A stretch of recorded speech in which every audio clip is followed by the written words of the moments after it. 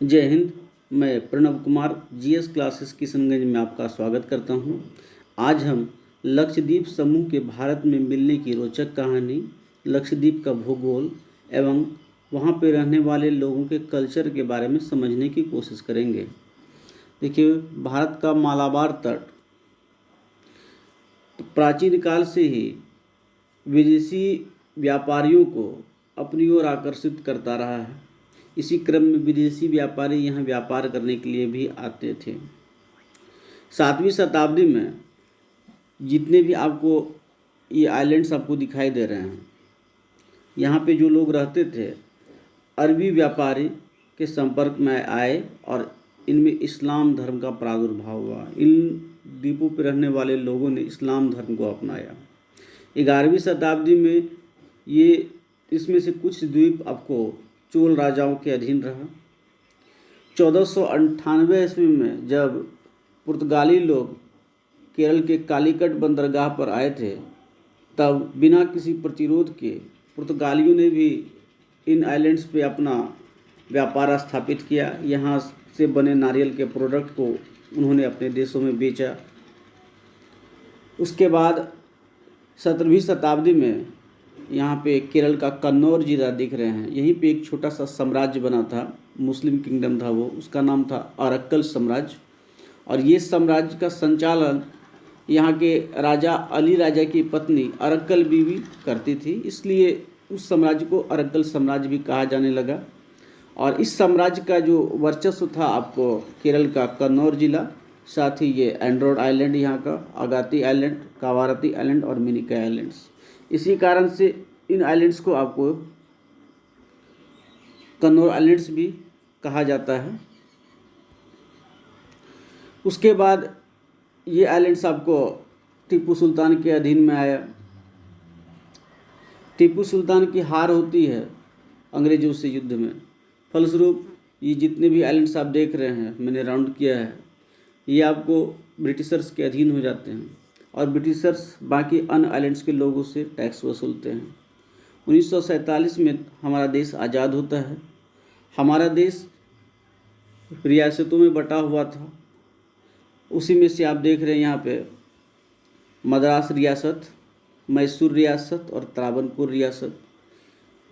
ये सत्य है कि 1947 का विभाजन हिंदू एवं मुसलमान आबादी के आधार पर हुआ था और ये लक्षद्वीप समूह में जितने भी आइलैंड्स पे लोग रहते थे वो आपको बेसिकली मुस्लिम डोमिनेंट जगह हो गया था और ये सब हिंदू के राजा के अधीन में था। इन लोगों ने आपको विलय प्रस्ताव पे हस्ताक्षर कर दिया और यहाँ पे लोगों ने भी कोई प्रतिरोध नहीं किया।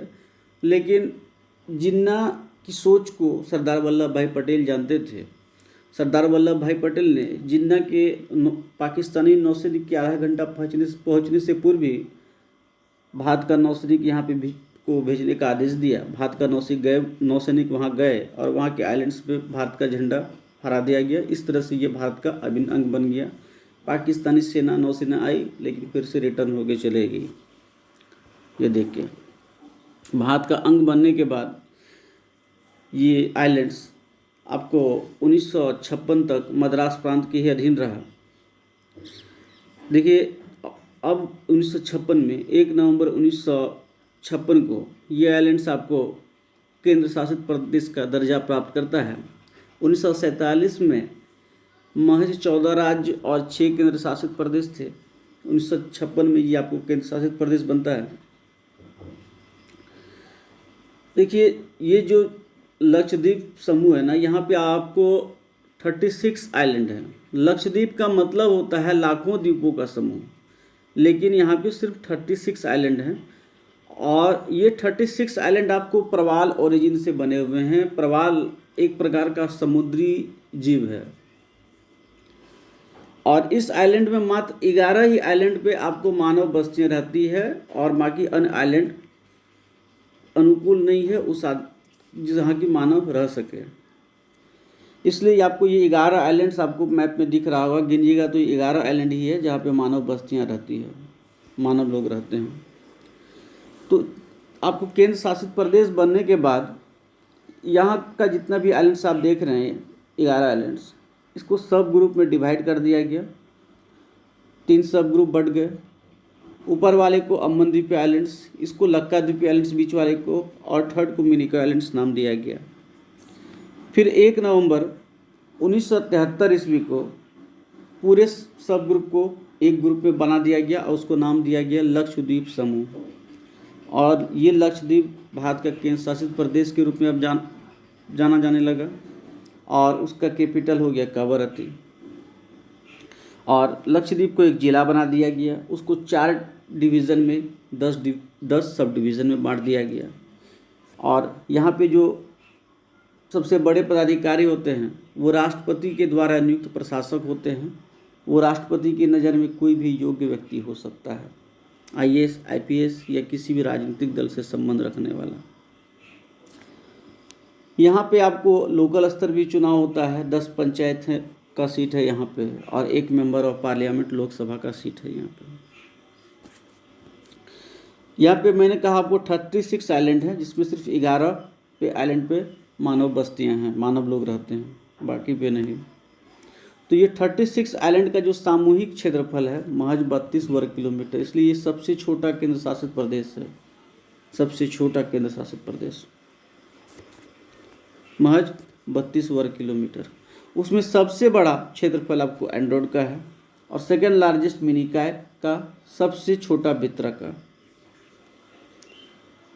आबादी के अनुसार देखिए 2011 के सेंसस के आधार पर यहाँ की जनसंख्या आपको 64,000, और उसमें 64,000 में 96% आपको मुस्लिम धर्म को मानते हैं, 2.77% लोग आपको हिंदू धर्म को मानते हैं। और सबसे ज़्यादा जनसंख्या आपको कवरत्ती में रहती है, लगभग 17,000, उसके बाद एंड्रोड में लगभग 15,000, और सबसे कम बित्रा में महज 217 व्यक्ति 2011 के सेंसस के अनुसार। और यहाँ डेंसिटी जो है 2000 व्यक्ति प्रति वर्ग किलोमीटर है। यहाँ पे लिटरेसी रेट आपको 91% है, और उन 91% में आपको 96% महिलाओं की साक्षरता है।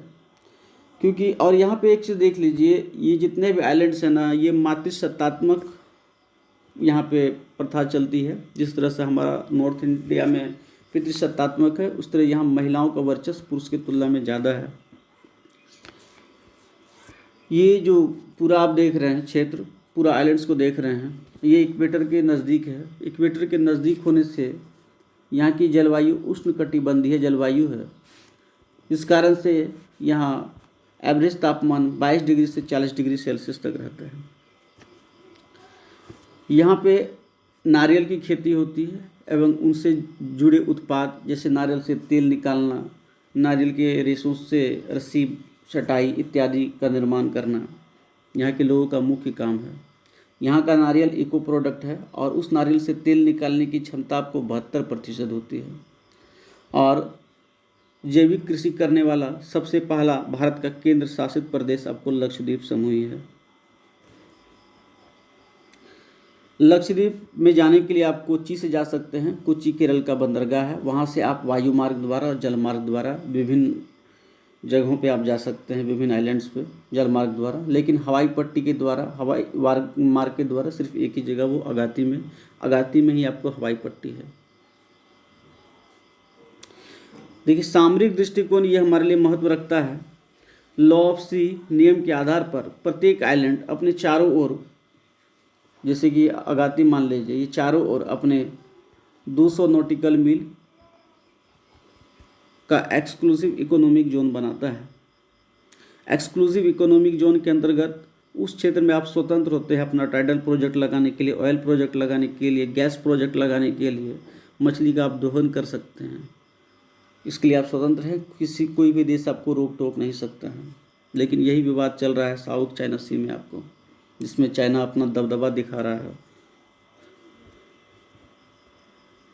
और इसलिए ये 36 आइलैंड जो है, हमको अगर सबको कैलकुलेट कर दे, सबका एक्सक्लूसिव इकोनॉमिक जोन को, तो 4 लाख वर्ग किलोमीटर क्षेत्र का हमको एक्सक्लूसिव इकोनॉमिक जोन प्रदान करता है, जो सामरिक दृष्टिकोण से हमारे लिए बहुत ही महत्वपूर्ण है। लेकिन एक नियम है, किसी दूसरे देश का जहाज अगर इस रास्ते से जाएगा तो वो जाने के लिए स्वतंत्र है, बशर्ते कोई इलीगल एक्टिविटी वो हमारे देश के प्रति नहीं कर रहा हो तब। अब देखिए,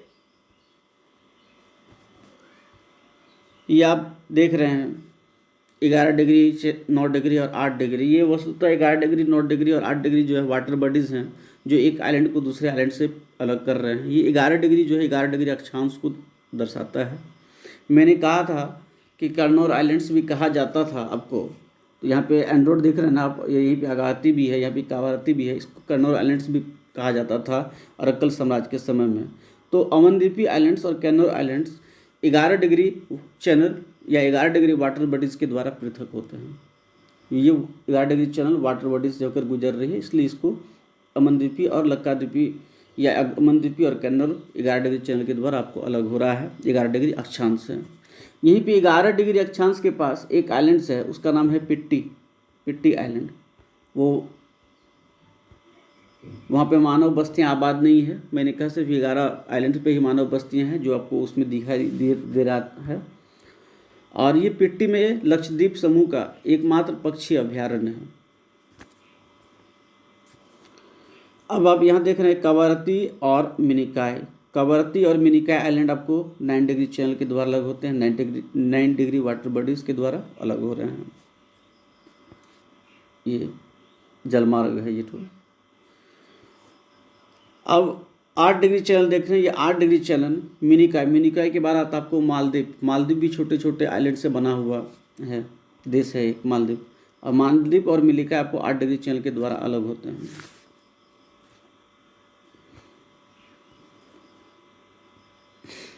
यहाँ पे लोगों को आप देख रहे हैं नृत्य करते हुए।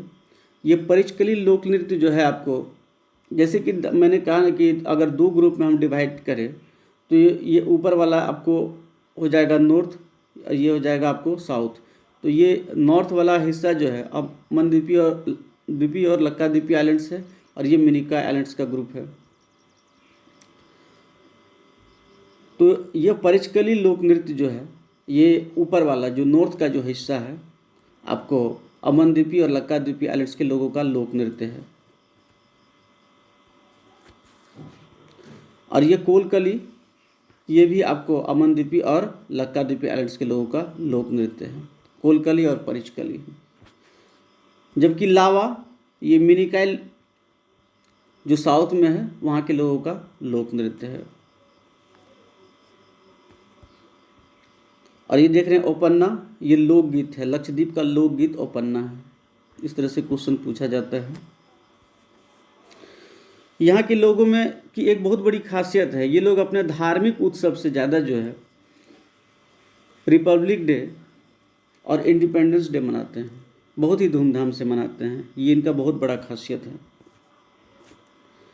और ये वाला पोर्शन आप देख रहे हैं केरल के थोड़ा नज़दीक है और ये वाला थोड़ा केरल के रिस्पेक्ट में दूरी है।